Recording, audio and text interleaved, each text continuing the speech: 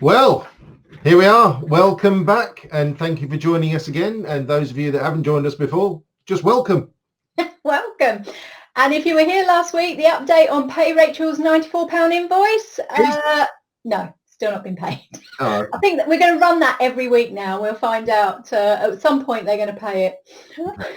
Well, as you know, Angela and I have put these events together just to have a light-hearted look back at some newsworthy item over the last week, just to have a bit of fun towards the end of the week after sort of what are quite challenging times right now. Now, humour can be very personal to some people, and not everyone feels comfortable laughing at sort of the current climate. I know I don't always feel comfortable laughing at your joke, especially the Ant Partland one last week, but I do it to humour him, and obviously it makes him feel good. So you do it to humour me. Look, I have it on good authority, actually, Angela, that you do find me quite naturally funny because I've seen the outtakes from our videos, and plus the fact you're not that good an actress. No, I definitely not. So talking about acting, you're probably wondering, while I've got my my pearls on, I've never worn these, pearl earrings, my hat, my green top, and why Alan is dressed the way that he is. Obviously, we're planning on doing a reenactment of the Queen's speech from Sunday night. Now, this was only the 5th time in 80 years that she's addressed the nation, apart from her Christmas one. So we wanted to take advantage of that. It's a really special occasion, although Boris nearly did upstage her this week, didn't he? He got close. Nearly. I'm glad you told me that, actually, because I thought I was doing Officer and a Gentleman. That explains it now. Actually, with the uniform and everything else, there was an LBC broadcast. It's 6.5 minutes. You can catch up with it on YouTube, but there was this World War II veteran being interviewed, and basically he was talking about and comparing World War II and surviving World War II with the coronavirus now. And he said even now his friends call him up and he calls them, and they talk about, oh, it was just like when this happened back in the war. And when he was asked, you know, how does he get through it? What was his strategy? He basically answered laughter. He actually said laughter is the best medicine for dealing with even sort of events of this sort of magnitude.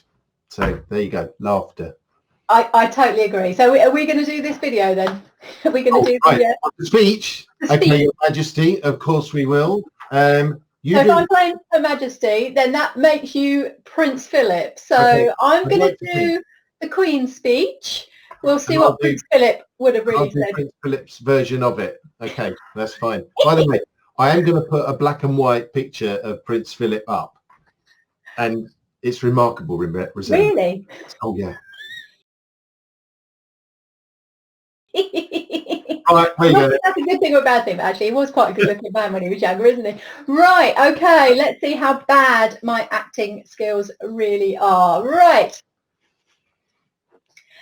I am speaking to you at what I know is an increasingly challenging time. Life's shit at the moment, particularly with Harry and Andrew and all what's going on there. Anyway, back to you, my subjects. A time of disruption in the life of our country. A disruption that has brought grief to some, financial difficulties to many, and enormous changes to the daily lives of us all. Yes. In fact, one has had to cancel the Netflix account just to save a bit of money. However, we have subscribed and got quite a good deal on Disney, and I understand Frozen is quite popular. Perhaps we could watch that tonight, darling. I want to thank everyone in the NHS frontline, as well as care workers and those carrying out essential roles, who selflessly continue their day-to-day duties outside the home in support of all of us. Yes, bloody well done, all of you, from yours truly. I'm sure the nation will join me in assuring you that what you do is appreciated, and every hour of your hard work brings us closer to a return to more normal times. Well, when one says normal, you go back to being normal, and Her Majesty will go back to just being a damn good queenie, and of course, you know, living in a palace and having over 100 staff that, as of now, have not been. What is that word? None of the staff have been furlonged. That's it. Haven't been furlonged.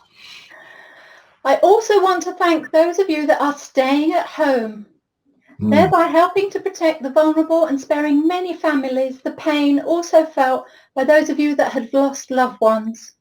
Yes, but this doesn't mean that you dickheads out there that are still going out. I mean, what is the matter with you? I mean, if it was down to me, it would be off with your heads. Together we are tackling this disease, and I want to reassure you that if we remain united and resolute, then we will overcome it. Yes, and when we talk about tackling this together, I mean, obviously we're tackling this from behind the security of the palace walls and the metal gates and security, but one is definitely tackling it with you. I hope in the years to come, everyone will be able to take pride in how they responded to this challenge. Yes, and apart from the dickheads, and I think with the dickheads, I hope they get a pen pal in Tommy Lee. And apparently, darling, he was one of the motley crew.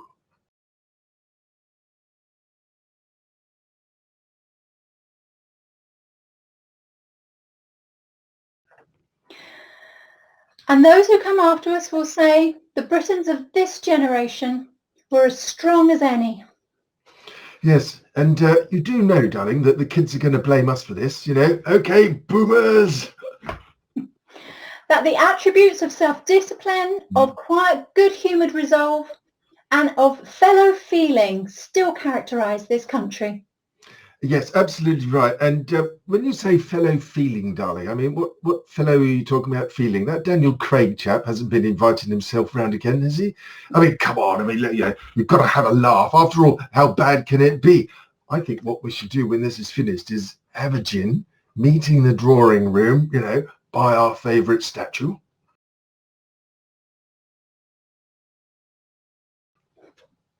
The pride in who we are is not part of our past. It defines our present and our future. Well, after all, history is no mystery, isn't it? The moments when the United Kingdom has come together to applaud its care and essential workers will be remembered as an expression of our national spirit, and its symbol will be the rainbows drawn by children. Ah, yes. Now, you see, this particular message goes out to that Sturgeon woman up north. We are a united kingdom, you see. Take that, you poisoned dwarf.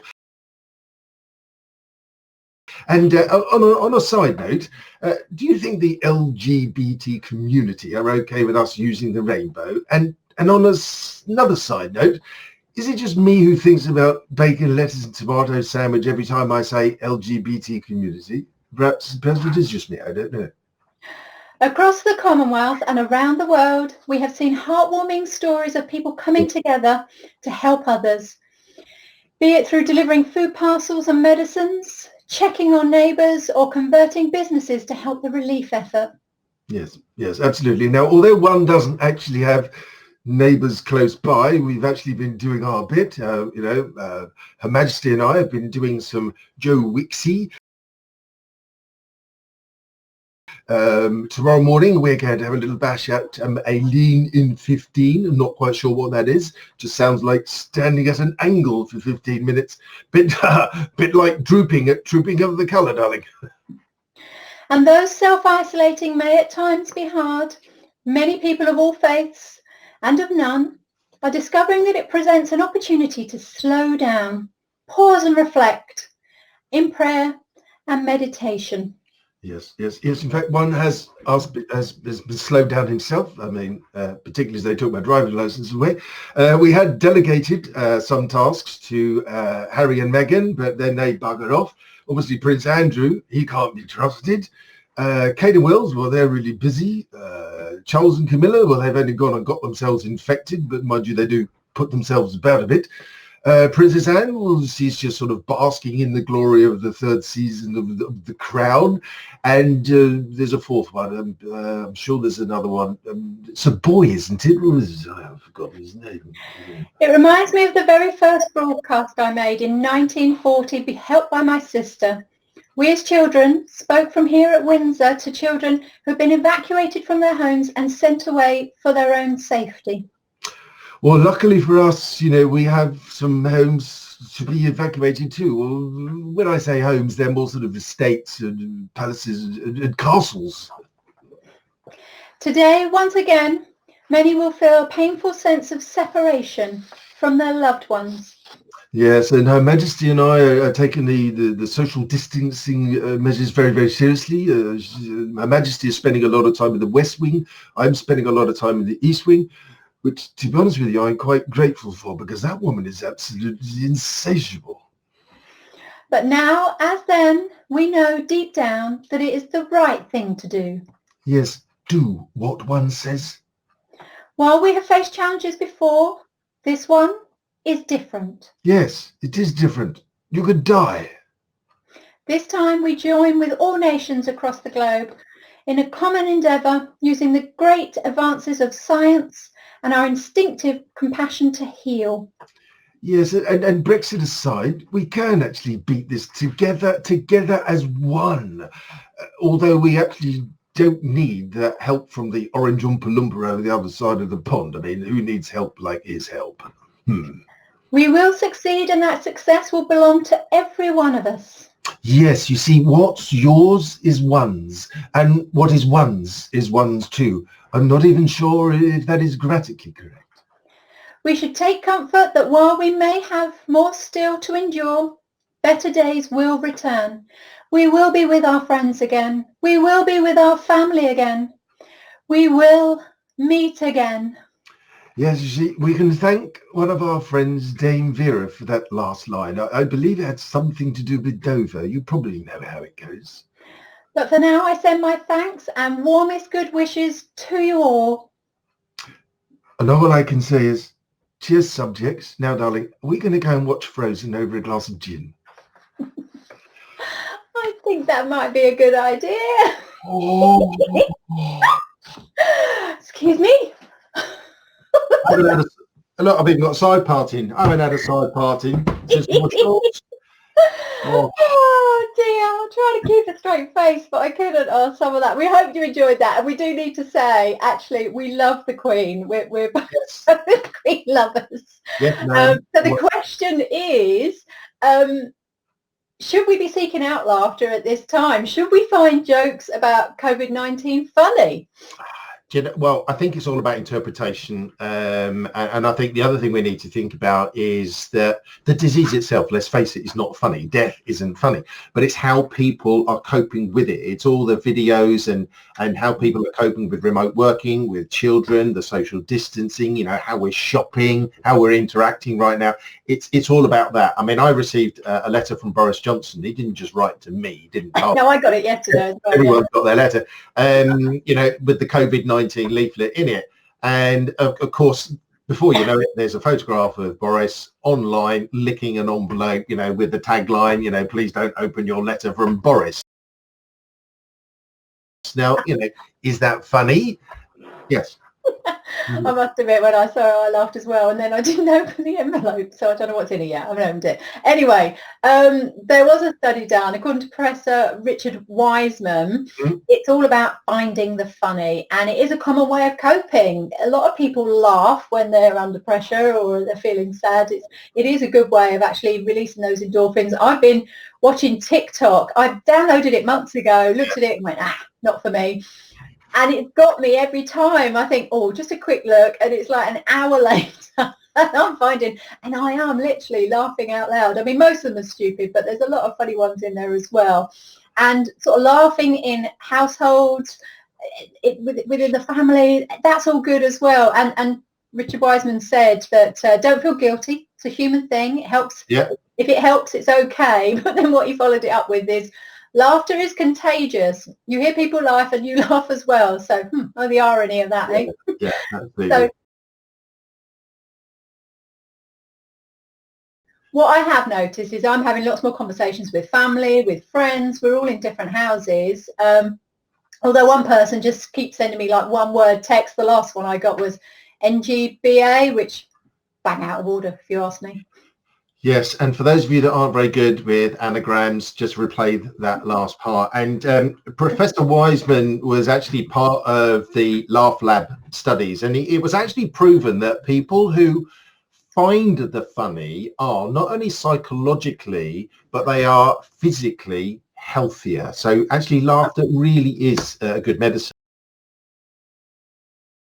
And part of the Laugh Lab was they were looking at actually what made people laugh. And look, jokes is one of them, but you know, jokes is all about how you tell them. But there was a couple of jokes mentioned on there, one of which I'm going to share with you right now. And it was a man walking down the street, and he saw another man across the other side of the road with a rather large dog next to him. So he goes over to the man and says, "Does your dog bite?" And the guy said, "No."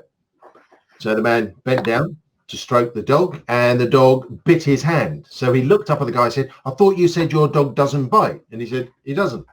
That's not my dog." So an old classic. I think that's older than Angela and I combined, actually. I'm not sure. I remember Morecambe and Wise saying that in the 70s. Yeah, that's not my dog. Classic, brilliant. So if anyone's got a favourite short joke, next week we're going to be having a little bit of a live comedy show. So if you've got a favourite short joke, if finding the funny is important in this time, then we'll invite you onto the screen and we'll get you to tell your joke. So be prepared for that one for next Friday. Are we going to be prepared as well? Like, oh yeah, we're going to have to do loads of stuff, but we don't know what the topic's going to be next week. It depends on what happens over the weekend, but we will get some jokes in there as well. I think it is really important. So certainly the jokes that are coming out. What I'm loving is, well, again back to TikTok, but the dancing and the singing that families are doing together. And sometimes you've got 5 or 6 people in a family, all the different age ranges. They're all getting on the stairs doing the do whatever. They would have never been able to do this before. Well, they could do it, but they just wouldn't have done, would they? It's the fact that we are stuck inside. People are getting really creative. They're finding these things. We talked last week about the celebrities. There's been loads more doing it. So Tom Allen, Pink, obviously David Williams coming on. Gary Barlow you mentioned last week. And I've ended up listening to all of those. I've loved it. Dolly Parton even. She's been reading stories now. How fun and wonderful is that? 7 o'clock at night, get your kids in bed, Dolly Parton read you a story. Yeah, I mean, look, this, you know, celebrities, they're all jumping on the bandwagon because let's face it, they can't jump on the stage right now, can they? They can't go to their galas and events and award evenings. They kind of go to film studios. And I mean, I've got a little bit of name dropping here. My next door neighbour one is Jack Fincham, him of Love Island fame from 2 years ago. Boom. He won it with Danny Dyer. I know Jack quite well because he parks outside my house. But I got talking to him at the start of the week, and he just came walking up in his all-in-one tracksuit, as he does. He went, "Oh, it's his mate." Sorry, did you just say all-in-one tracksuit? Isn't that it looked like it. No, I know it looked like. You know, they're all so tight, they look joined up. But he just said to me, he said, "Oh, mate," he says, "I'm bored shitless." He says, "You know, I like going out, meeting people, talking to people." He says, "This is doing my nut in." Now, I must admit, we do normally have more intellectual conversations than this, but I think the self-isolation has really been getting to him. So have you got any stories of other, I'm not going to say proper celebrities in case he's watching. Okay, so I think the final one I want to finish on is Matt Lucas. He's done his song Baked Potato, and I mean, it's silly, isn't it? But it just brings joy to your face. The fact that he looks like a baked potato, I'm assuming that's why he's actually done it. But the videos of the kids singing it, so like little 3, 4, 5-year-olds singing it, it's like the new Baby Shark that's come about, and the money goes to the NHS, so it's perfect. It was, well, we'll see tomorrow whether it's top of the charts, but it was top of the iTunes chart. So remember, any of these things that we've commented on, guys, we'll put the links in for you so you can actually click on all of those. Please click on Matt Lucas's. Yes, watch it, but hopefully buy it as well and put some money to the NHS. And hopefully Angela and I, despite all the technical issues, have achieved something in this webinar, and that is to bring a little bit of light-hearted relief to you towards your weekend. A very, very bad acting. But look, you've got something to look forward to, and this is going to be a first for absolutely everybody you know and everybody watching. this is going to be your first ever COVID-19 Easter break. Now, if that's not something to celebrate, I don't know what it is. Oh, so stay safe, everyone. Stay strong. And this weekend, eat lots of chocolate. Yeah. Yay. Right. Happy Easter, everyone. Happy Easter. Bye.